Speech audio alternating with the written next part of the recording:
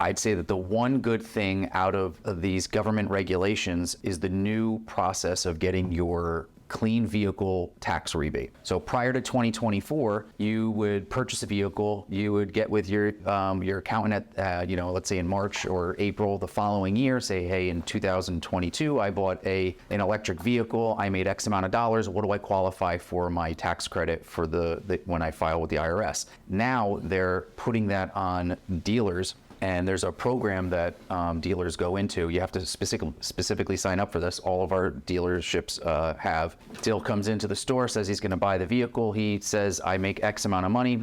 You put it into the system. It says that you're going to qualify for $7,500 clean vehicle tax rebate on your IRS filing. You no longer have to wait till the end of the year or the following year. It's given to you right away as a rebate off the price of that vehicle.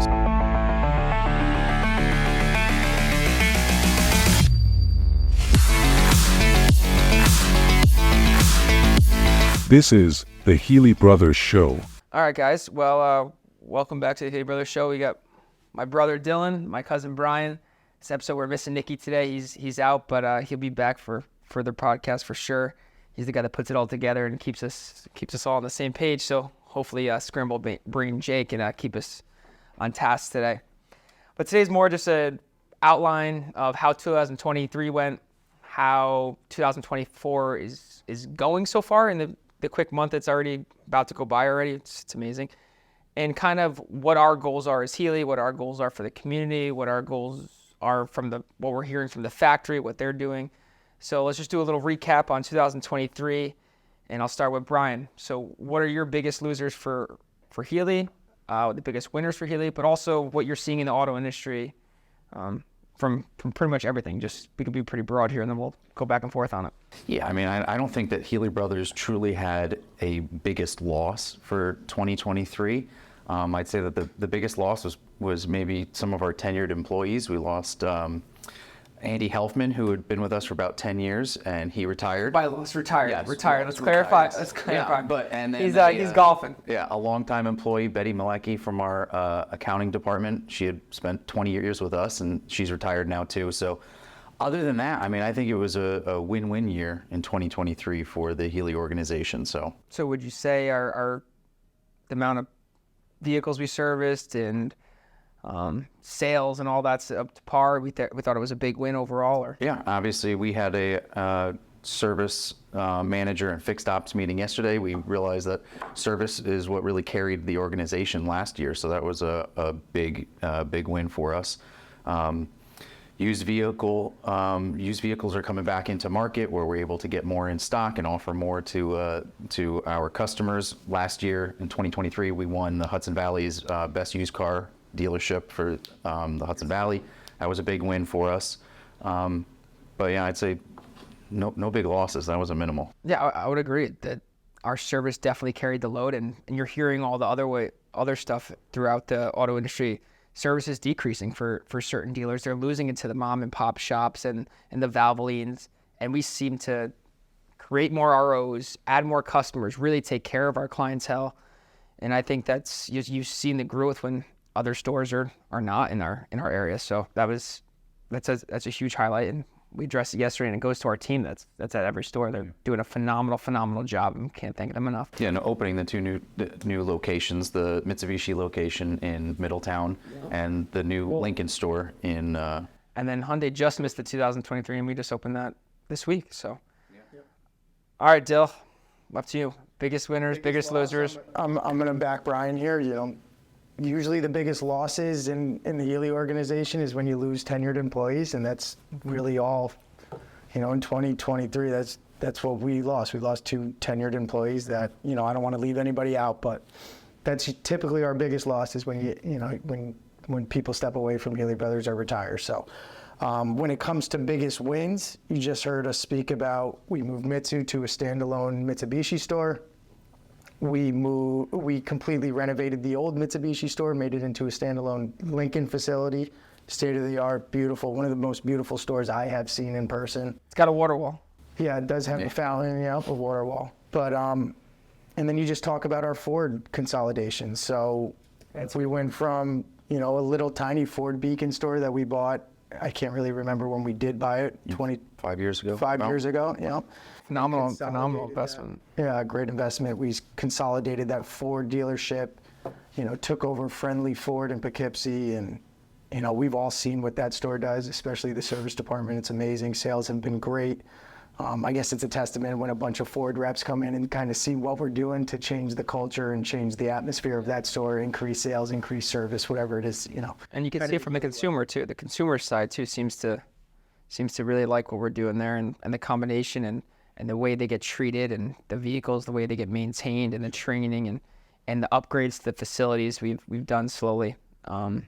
It's always a big part of it as well. Yep, and then you had the facade on the outside of this Kia building changed, and I kind of remembered that when I pulled in today. So, that was manufacturer request, but we From red to black. manufacturer, yep. So we upgraded the Kia facility, and I don't know, just everybody knows that in 2021 and 2022, car dealers for the most part had a really good, profitable years, and the Healey way. We just took those profits and kind of turned them back into the business, upgraded our facilities, consolidated. Reinvest. Whatever it was, reinvest, and it's all in the attempt to earn more customers. Yeah. So. And our reinvestment always go to better customer experience, creating that customer loyalty, as well as giving our teams the opportunity to have state-of-the-art facilities, being able to make their job easier and make them more efficient, and be able to treat our customers even better. I think it's wild to think that the oldest building now in the Healey organization, it might be the Ford location, but that was renovated after WS moved up to Middletown, and that was in 2012. So every single one of our dealerships, the brick and mortar is within 10 years or newer, Right. and all state-of-the-art facilities. Which is great, not just for our employees, but also our customers. Both sides of the parties can be proud every time they walk into a Healey location, and that's what we try to do. So Yeah, and we always hear it's more and more, everything's doing online, less people at the dealership, all that stuff. But our facilities are phenomenal, and you're seeing more people actually. When you go to those waiting rooms, they're enjoying staying there. They have the free Wi-Fi, amazing coffee, these beautiful lounge chairs to sit in, TVs, computers. There's so many amenities now to kind of be relaxed and calm and enjoy when you're either waiting for your car service or waiting for your vehicle to be prepared. So let's touch on, I know we talked about Healey, let's touch about also the auto industry as a whole. So what brands did we see that did good this year? What brands struggled a little bit? Did any struggle? Did all of them do good, or were there ups and downs? I guess we could just start there if one of you guys want to start with that. I'd say the ups and downs as an entire market really fell on the manufacturers. It depended on whether a brand, whether it was Ford, Chevy, a brand that we don't have, Volkswagen or Mazda, it didn't matter. It's just whether they were able to produce cars or not. And that's really what put a stranglehold on the industry as dealers as a whole. It's really tough when post-COVID, when you have 100 cars on the ground, and then 2 months later you might have 35, and then you have 200, 6 months later, and it's really hard to manage that. But I feel like the manufacturers, with whether it was the UAW strike or the issue with the manufacturing of chips and all these different things that put a stranglehold on the manufacturers, and then it trickled down. So it trickled from the people who build the cars to the people who sell the cars to the people who buy the cars, and there was a lot of volatility, I think, in 2023. I would say for the Healey Group, more so the press around the manufacturers we work with were in times highlights, and other times basically I feel like the media around some of the brands that we sell was more negative than the impact that we felt at the stores.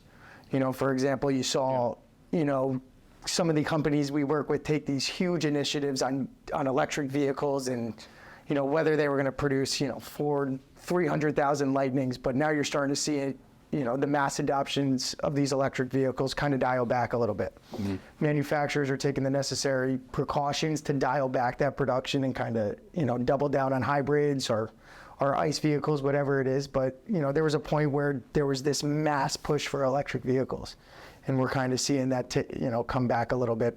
One, is the infrastructure ready? We don't know. Proven from ice storms and things of that nature. Maybe it's not. The Midwest had a rough go. Right. So we're kind of happy in the direction that these manufacturers are, kind of taking back some of these initiatives, and they're really going to produce what the customer wants. So that's great to see on our side. I mean, I love all the brands we work with. I think our partnerships with them are strong. We like working with them. Obviously, there's battle and back and forth here and there. But I would say the OEM that really struggled this year, in my eyes, and we seem to battle the headwinds more with that brand and really kind of pick up slack I would say, for them really helping the dealer body was the Stellantis group. And I'm not just calling them out. I just think they were just so high on their incentives before COVID, and now they don't want to incentivize as much. And I think that's why they have the most inventory on the ground, and we need to get rid of it as fast as. And we're discounting heavily as dealers to move the inventory. So I just really thought they could have done a little better job working with their dealers and hearing what their dealers have to say, instead of just saying, hey, this is how we're doing it, and then them lose market share, them losing probably one of the most popular sales vehicles is the Jeep in our area and in rural areas, and it's just not selling the way it should be. So that was a little struggling. We seem to overcome it more than others, but hopefully going forward they really see the need to push this product and consumers get great deals and get back into these models. And I think 2024 we're going to see it coming. Yeah. It's inevitable. I mean, they're going to have to do it. So yeah. I mean, all right, since we talked about and touched on EVs real quick with that, there's a ton of EVs coming out. We're hearing the OEMs say, so OEMs are just the factories like Ford and GM, scaling back EV production. And I know we hear the Blazer EVs coming out, the Silverado EV, the all-new Traverse, the new Equinox, Dodge Daytona Charger EV, the Hyundai Ioniq 5, and the Kia EV9, which is already at stores. We've already sold a few of them, so that car is beautiful, and the people I talked to, one was actually a friend I went to high school, said it's phenomenal. Then we have the Ram 1500. They're giving us dates of 2024, but they seem to be pushing it back and scaling back the production of it. Yeah. So let's touch on that, and then we'll get back into it. So what are our thoughts on it? What are our thoughts on EV to begin with? There's a lot of, my thoughts on EV. So there's a lot of good EVs that are out there. I think that EV production from the manufacturers stemmed, 99% of that stemmed from the United States government and what they pushed on the manufacturers. And I think everybody jumped on the bandwagon once, 2, 3, 4 car manufacturers jumped on. Everybody thought that they have to jump on, set these crazy initiatives that were possibly not attainable. But I'd say that the one good thing out of these government regulations is the new process of getting your clean vehicle tax rebate. So prior to 2024, you would purchase a vehicle, you would get with your accountant at, let's say in March or April the following year, say, hey, in 2022, I bought an electric vehicle, I made X amount of dollars, what do I qualify for my tax credit for when I file with the IRS? Now they're putting that on dealers, and there's a program that dealers go into. You have to specifically sign up for this. All of our dealerships have. Deal comes into the store, says he's going to buy the vehicle. He says, I make X amount of money. You put it into the system. It says that you're going to qualify for $7,500 clean vehicle tax rebate on your IRS filing.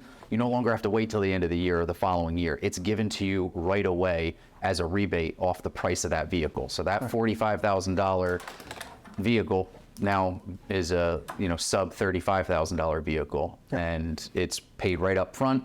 Healey Brothers files the paperwork, and then we wait for the government to send us the money that we front loaded to the customer. And it's been pretty quick. So at the store I'm at, Healey Chevrolet up in Poughkeepsie, we've sold 2 Bolts already. Yep. Both of them already paid in January. So I think they said that they were going to roll out the payment 72 hours after the application was submitted. A little bit later. It's a little 10 days. But yeah, that was taking about 7 to 10 days. Yeah, right, better than any other government fund. But at the end of the day, it's just a better consumer experience too. It makes life on the dealer, the customer, their accountant a million times easier, because taxes can get super confusing. They get hectic.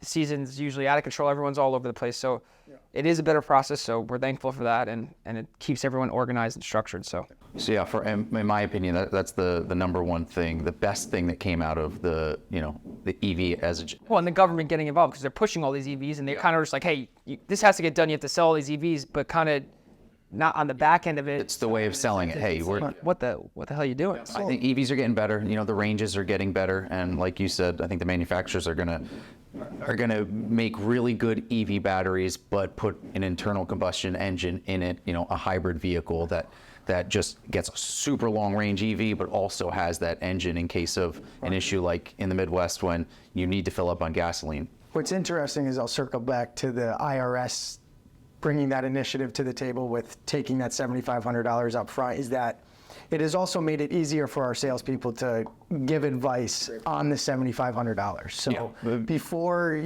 did you tell your salespeople that they should tell their customer if they qualify, if they don't qualify? What happens when they go to file and they don't qualify and we told them they did? Clarity. It gives them clarity. It makes it right up in the front of the purchase, which is always easier to get done as long as it's done, up front. So that has done, a bunch of good things for our salespeople, not giving tax advice to anybody, not telling them to, pushing them to an EV for the $7,500 rebate, whatever it is. It just made it easier on our salespeople. This is good for used vehicles too. So you can get a used vehicle credit up to 30% of the sale price of the vehicle, as long as it's under $25,000, capped out at $4,000. So if you buy a pre-owned Chevy Volt and it's $20,000, you'll get up to $4,000 off of that, off the sale price. You can pay tax, and then it's like a rebate on a used vehicle.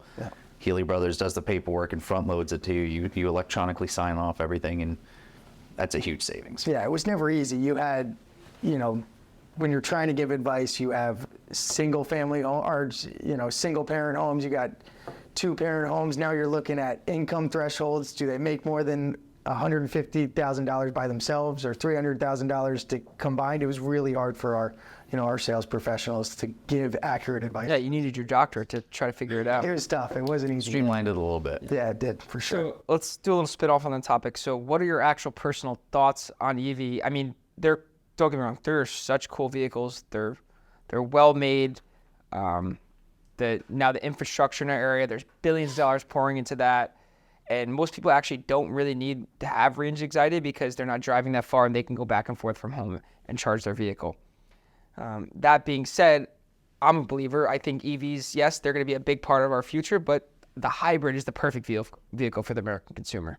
You get the best of both worlds, super efficient vehicle. You get it electric, so if you're driving close to home, 20 minutes, just like Aunt Deb, she's driving a car, she never fills it up with gas. She's only on EV power. So those are getting a decent amount of mileage.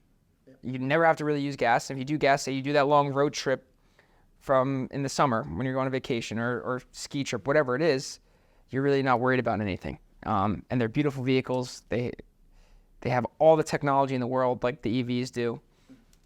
So I'm just wondering your opinions on that, where you see it going. And yeah, I think it like you said, it depends on what part of the country you live in. It depends on how far your commute is. Depends if it's your only vehicle. If you have a household that has one EV and one non-EV, it makes scheduling your summer trips a little easier if you're going to do that driving. I have a good friend that they bought the Hyundai Ioniq, and then he put in an order for a Lightning, and then later changed his mind after going up to like Buffalo a couple times and just having to plan out when you're going to charge your vehicle, and decided that they were going to get a different Ford pickup truck. So he went non-EV for that. Yeah, Arian had the same issue with the Tesla. When she comes down from Rochester, she has to plan her stop in Binghamton to sit and charge her vehicle, because it's not a fast charger, for an hour to 2 hours every time, just to make it to our house for, say, for like the holidays. So it depends on what part of the country you live in. It depends. I mean, depends on what country period you live in. I mean, I think if you live in Japan and you have smaller streets, smaller cars, and smaller commutes, I mean, it's perfect. And to look at the Nordic countries where they have that mass adoption of electric vehicles, and so I mean, it's they have charging infrastructure all over on every block, and that's why they've adapted so quick. And also, it's just scary with all these. They want all these EVs coming out. Like, can our grid handle it? Can all this power being drawn? That's another. I'd say that one other thing that I can't remember what show I was watching, some newscast, but they were talking about how back in the 90s and early 2000s, the big thing was blood diamonds, and how you had to, if people would want to get a diamond that they could certify was not part of the slave trade or with children, child labor camps. Yeah. With electric vehicles, a lot of the cobalt and the minerals that are needed for these vehicles, they're being mined by, in certain countries where there's no laws or it's very lax. And to push for a vehicle that that the components came ethically, and versus these unethical ways of mining for this. So I think that that was a cool topic. I haven't heard it anywhere else, but I think that should be a push to make sure that we're doing this sustainably, because those mines are they're dangerous. It's not clean. We also really don't know what's going on. We live in America, a very beautiful country, and we have all this opportunity and stuff like that, but we get our materials not just from America, we get them from all over the world. So and I guess that's what the U.S. is really trying to push with these initiatives tailored around U.S. production of these minerals, our materials, the assembly of these vehicles being in the U.S., things like that. So I guess they are trying to take that initiative to get us away from turning a blind eye to what's really going on. And don't get me wrong, these EVs are like these vehicles. You get in them, you feel like you're in the future. They're the real deal. They have great pull. They have great. You got great torque. They are phenomenal vehicles. It's just, are we there yet? We don't know. I mean, we recommend to try them out. Definitely try them out. Take them for a ride. But it comes down to preference. And are you okay with just having that vehicle in your driveway, or do you need to have another hybrid or a gas-powered vehicle? Especially up here, it's usually longer commutes where we live up here. It's not very city. You're driving. A 45-minute drive is very normal for someone up here. So. It's the one-to-one. So that's what I call it. They're great. They're great vehicles. But if you are going to drive far, if you're going to go on family vacations, I still think you need a gas car in the driveway. If you got, your wife or your husband driving to work 15 miles away, driving back, you got a house where you could plug your car in, you got an apartment where you could plug your car in. I think a full EV is great for that. And I still think. Yeah, I mean, and we recommend it. We have so many different brands and options to offer you. You just got to try them out. Learn about them online. We have people that will go spend hours with you to go over a vehicle and tell you that the cans and cannots with the vehicle. So it's worth just a conversation for sure. You got to see what fits your lifestyle. Ups and downs of everything, no matter what it is, whether it's diesel or gasoline or EV or anything that's in the future, like hydrogen fuel cell coming down the pipeline. I mean, that one I think is pretty cool. There's going to be pros and cons for everything. And with the hydrogen fuel cell, I mean, it's a clean, environmentally friendly type of engine that it's just water vapor. But the issue is, how do you contain that in a car? Because if you get into a car accident, the explosion could be like that. They haven't been able to overcome that yet. So whether that's 2 years down the line or 10 years, person to test it out 10 years down the line, I don't know. Every single one of the manufacturers, they have them all built and they've tried them, but they're just exploding them in the backyard. No, and they haven't. But it's just like that. Oh my gosh, what if? Well, Hyundai makes the Nexo, which is only in California, where it's not hydrogen fuel cell, but it's hydrogen. The South Koreans, Hyundai and Kia, they're ahead of their time. I think they have a lot of. They had a hydrogen fuel cell vehicle when I went to Korea in 2011. That's how long ago they had it. Well, so when did I go? I went to Korea, 2018? Yes, these things are around. What a lot of people don't know is like the vehicle, the first electric vehicle was made in like 1890 or something like that.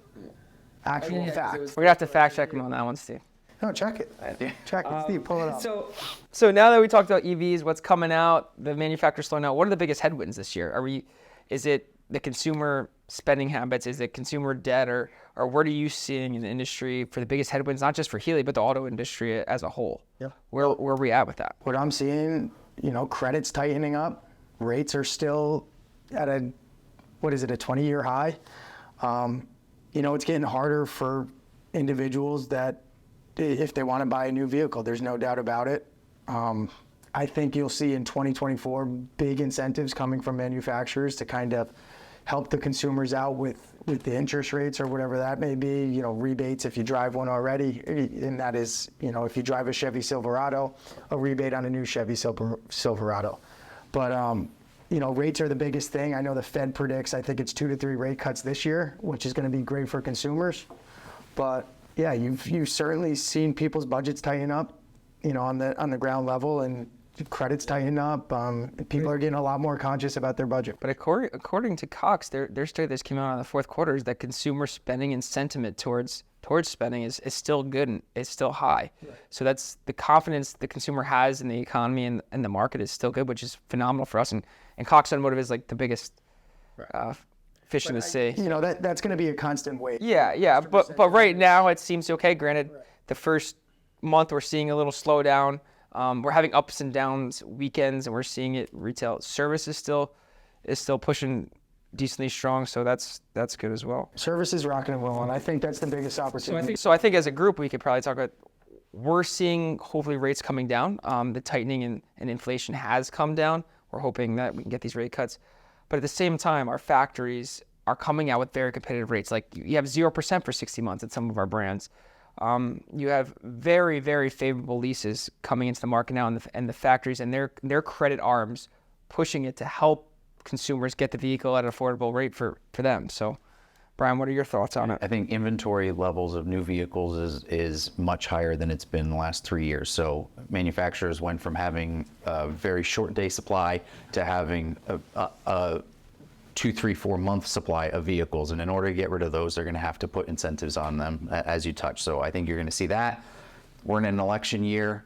Whether you approve of the presidency and the administration right now or you dislike them, that's irrelevant. But what happens in that election year, if things aren't going so well, like I don't think like they are right now, they're not going so well, that the administration tends to subsidize things and force the feds to reduce the rates a little bit. So I think in order to get it's a separate arm. Yeah, I think to get some approval from the American people, you're going to see that. So and you'll see that in car loans and personal loans and mortgages. Hopefully, there's some cuts there. Right. So to summarize, the headwinds here are it's expensive still to purchase a vehicle.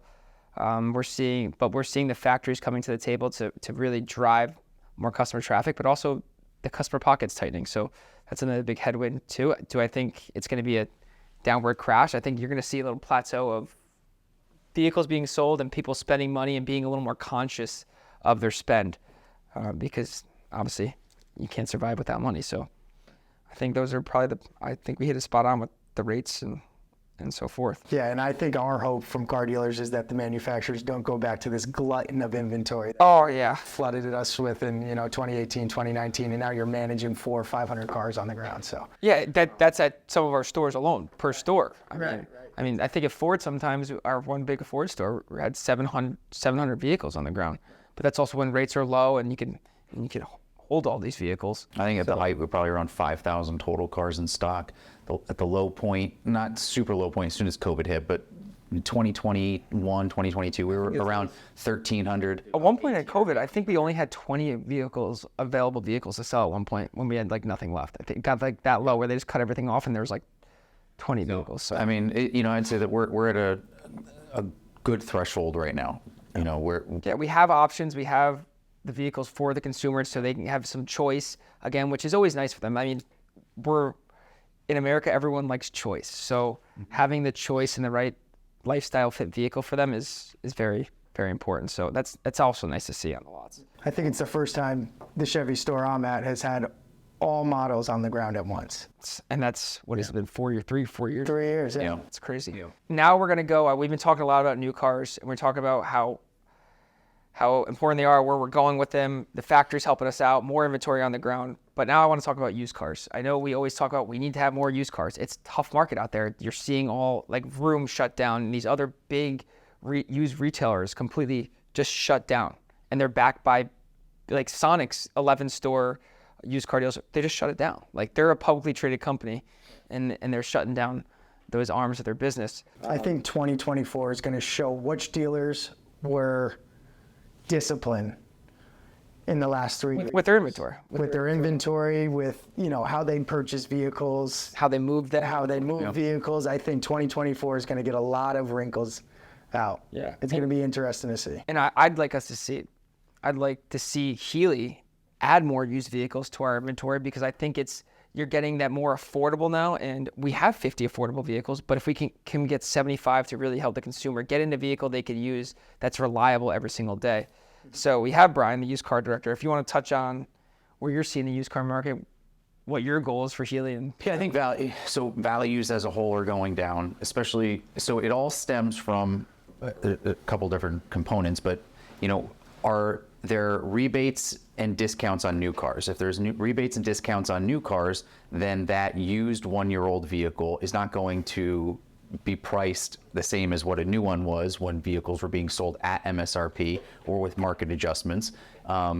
So as that happens, the used car pricing goes down on the late model 1, 2, 3-year-old vehicles, and it just trickles down. So the 5-year-old vehicle with 80,000 miles is also going to have a price correction.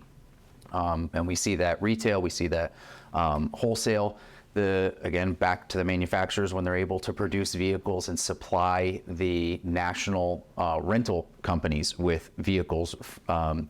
There was an issue for a while where the rental companies were buying everything at auction, used vehicles, and supplying them to their consumers renting vehicles because they couldn't get the manufacturers to build them 150,000, 250,000 cars every single year just for them. So there was an artificially inflated used car market a little bit there.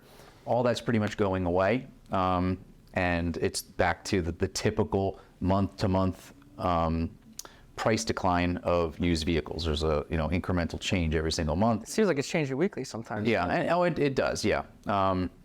Every once in a while, you'll have something happen in the economy or the industry, and you'll see a jump up, but it's not at a 10 or 15% jump like it was during the crazy times of COVID. So I think that touching back on affordability, I think that's subjective. Everybody thinks a number is affordable, but what we feel right now is if we can offer a used vehicle to our customers for $20,000 or less, that's a huge price point. And as you said, we have 50 right now. If we had 100, we'd love to have 100. If we had 500, we'd love to have that too. Yeah. So if you're looking to sell your car, we're more than welcome. Yeah, and more than happy to buy it. Yeah, we do a lot of things in order to buy vehicles from the public, whether it's the KBB instant cash offer, Craigslist, Facebook. We're scouring all of that all the time to go out and find vehicles from people that don't need a vehicle, or they don't like the deal that they got at the dealership where they were going to lease a vehicle. So they refuse to sell their trade into that, and now they just need to sell the vehicle, from their house. And we're going all over the place, trying to find it outside the traditional auction. And also, I just want to touch on that. When we say affordable vehicles, they're still going through our shop. They're still seeing our technicians. They go through our multi-point inspection, our very detailed inspection. They just might have some little dings and dents, but mechanically they are such sound vehicles, and we put our name behind it. So it's not a product that we're just slapping tape on or anything like that. It's a high quality product that's very safe for you and your family to use, or just use or yourself. So yeah, most of those are going to be still a very good product. Most are going to be cars, and there's plenty of these are only 1 or 2 year old vehicles, but they might be smaller vehicles, smaller SUVs, and obviously the bigger the vehicle or the more expensive it was brand new, we're not going to sell a $15,000 Escalade. That's going to be something that's going to have way too many miles and too many issues. But a $15,000, maybe 2019 Kia Forte, it might even be a certified pre-owned vehicle. The price points of vehicles have come down so much in the last 18 to 24 months that what you can get for under 20 now is significantly greater investment. Right. I would even say in the last 6 months, it seemed like any vehicle that a dealer was selling was like at $20,000 and above. And in the last 6 months, we've really seen that. Now you're watching dealers, sell $10,000, $11,000, $12,000 vehicles that are still quality vehicles. Yeah. But you've had to go and conquer that market, a market that you're not usually familiar with. And we probably have 10 that are under 13,000. Right. I mean, we've got, those are the super affordable ones that, as you said, they're going to be repaired in the shop. They're going to be, if anything's 50% or less, we're going to do those. They have the New York State inspection, and New York State limited warranty behind it. But if it might have a dent in one panel, it's something that type of investment isn't worth it for a car that's a $99.99 vehicle. A 2008 Cadillac DTS that we have at the Poughkeepsie store. Yeah. That one may not make sense to put the additional cosmetic investment into it. Right. But mechanically, we're going to do what we have to do to make sure that we are putting a safe car on the road. So what do we think about the certified pre-owned market? Do you think we're going to see an increase in that? Do you think we're going to get more vehicles off lease, or what are our opinions there? I think in 2024, we'll start to see what we watched in 2023 was a lot of people that are rate conscious ended up buying out their lease. One, because dealers weren't incentivizing the new ones, and two, because the lease payments in some instances went up, anywhere from 80 to 100% on some certain vehicles. So I think we'll see that reversal where people were buying out their leases, kind of strangling the certified market. I think you'll see that, come back in 2024, where people are going to actually get into a new vehicle. They're going to be willing to take the price bump to get into that new vehicle, and then you'll see that certified market kind of pick back up again for some of them. And then you also have that product has great warranty on it, Sure. and also at an affordable price. So like you have that happy medium of kind of normalcy of before COVID happened, which is nice for the consumer. It's everything's benefiting the consumer here. So. But yeah, that's my prediction. Yeah, I mean, I think that's pretty good. I think we have to be very conscious and try to add inventory, the right inventory, and do due diligence and not hold on to cars that are not necessary to hold on to, and move the inventory at a good rate.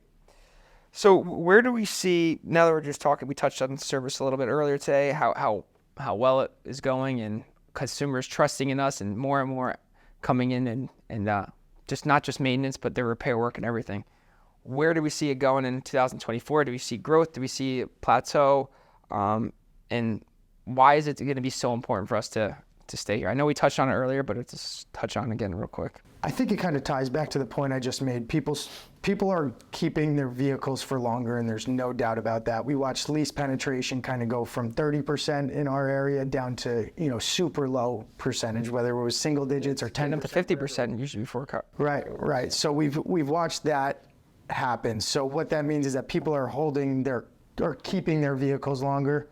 So as long as we could keep those people in our service departments that decide to keep their vehicle longer, I think it'll be great. I think it's going to be a growth-oriented part of our business. I think it's going to continue to stay like that. And there's no work we can't handle. So I believe it's going to keep increasing, and consumers really having that trust with the dealer and getting their work done properly, and also maintaining their vehicle so it lasts longer as well. It's creating relationships with those people that the warranty ends on their vehicle, and they if they want to go to a mom and pop service center, but it's going to be the ability to retain the people after their warranty ends. Yeah, I mean, that's why we put such a huge investment into it. Right. We don't build a new building just for sales. It's for service, and primarily for service, because we've outgrown what we currently have. And to give our technicians the best opportunity to have the best tools, the best lifts, the best training, and the way to fix your car and diagnose it properly at a higher.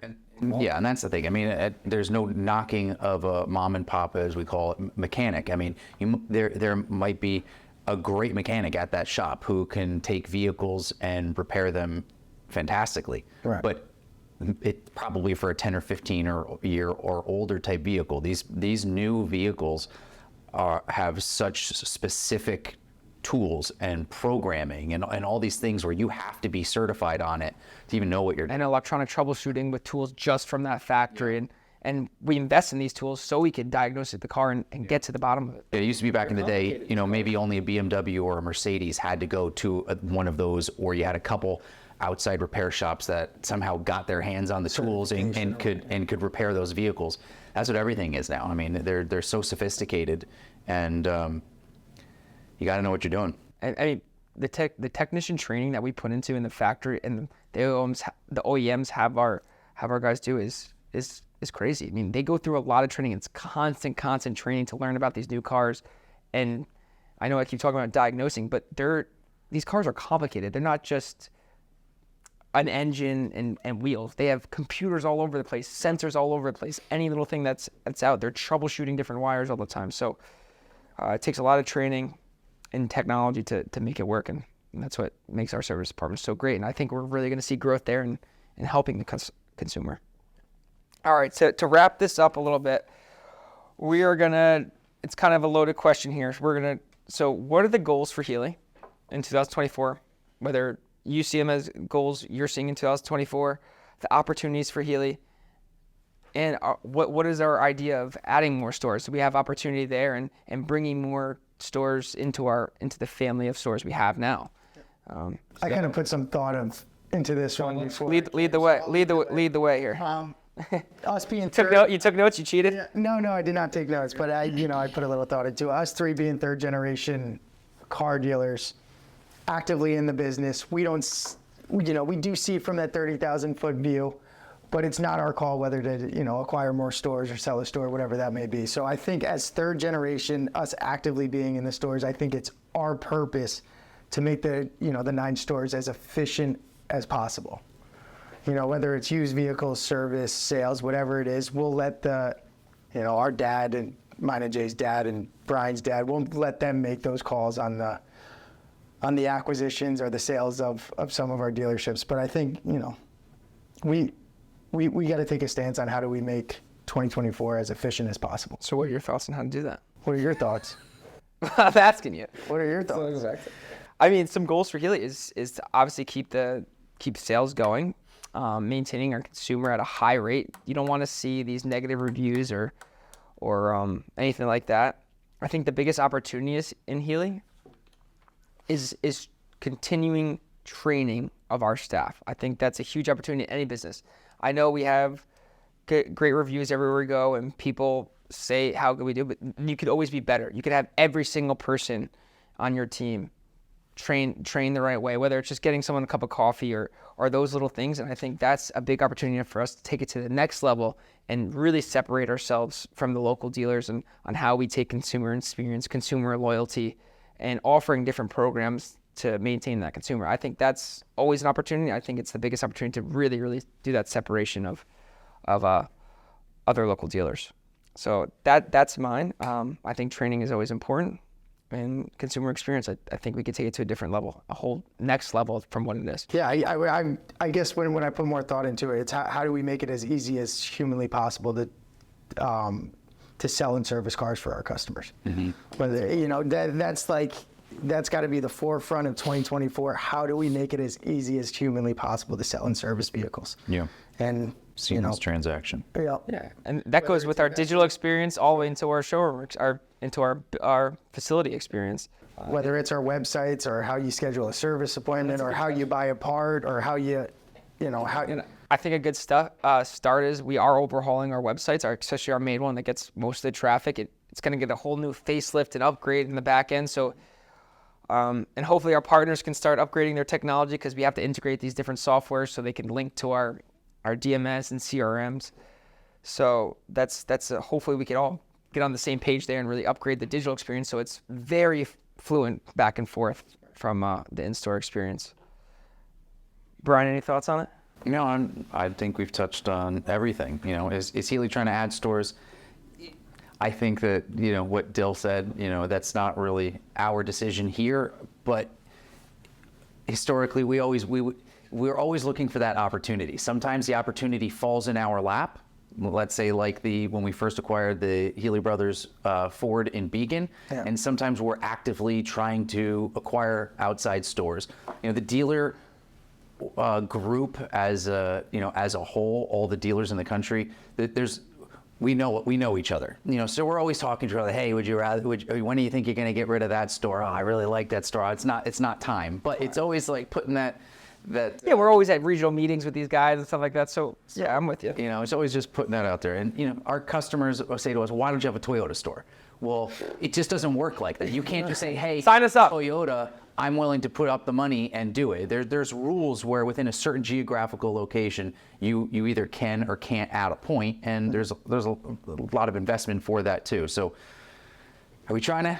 There's always an opportunity, I think. Yeah, I think we're always looking to add to our family to give our consumer more options. But like Dylan said, our dads are still very well in the business. And now with technology, their fingers on the pulse at all times. Right. Would it be great? Yeah, it's just not as easy as the average customer thinks that it is. So that's what I'm trying to touch upon. And when they ask, I'm like, boy, do I wish we could have some of those stores because then we could help you out. And also, they're great brands to work with. We only heard good things. So one last question I want to just talk about why we started the podcast last year, kind of why we started, and I want to ask your opinions on it, of how it's going. We're newbies to it. Yeah. So, and of course, the question we're asking, Nicky has it on here. He's not here to facilitate. So the real I just want to talk about the real reason we started the podcast is to kind of give the consumer, but also other businesses, an insight of what Healey's like and hearing different people's opinions from our managers, because I don't think they get that on a daily basis. So it's really to give the insight of, hey, we're normal people. This is what we think about. This is what we want to do to help you have a better experience and be part of the Healey family forever.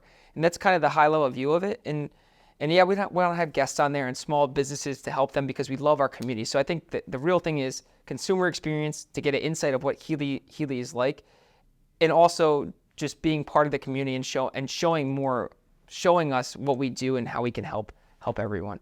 So it's kind of like why we started it, and I think it's going well so far, and I think people are really enjoying it. I just want to hear your two opinions on it. Yeah, I guess a lot of the things that you see about the car industry, you see them on reviews on dealerships' websites, or all these, these Reddit, not streams, but threads, all these Reddit threads, and basically, I think Jay's mindset, correct me if I'm wrong, is that we wanted to give, behind the curtain. Yeah, insight. There's always people talking about car dealers coming from the consumer standpoint. What about, I don't think you see much about from the dealer standpoint. So, whether it's our people talking, how they think, how they act, or it's us talking about, market updates or, potential for Healey opportunities and, downfalls, whatever it is. But I think it just gives a great insight to what we think about every single day. Yeah, and we want the consumer to see, like, hey, we're not just a business here for profit, and we're part of the community. We want you guys to understand what we're thinking and how we interact and what we try to do to make your experience better. So I think that's very important to show, and I think we're getting better at it. You can see the first couple episodes, it's drastically gotten better. Nicky's gotten better at providing us with information and ideas and topics, because I can go very, very out of the way. So I think it's only going to get better, and hopefully the consumer really enjoys it. I thought that was a great 2023 recap, not just for Healey, but the auto industry in general. And then 2024, here we come. I mean, it's already underway. So we heard about what Healey's goals are this year. We heard about the auto industry, kind of get a pulse on it for the consumer so they have an idea. So I just want to thank you guys both for coming. It was a good one, and we'll get back on here soon. Thank you for tuning in. Don't forget to like, comment, hit that subscribe button, and follow us at Healey Brothers on all social platforms.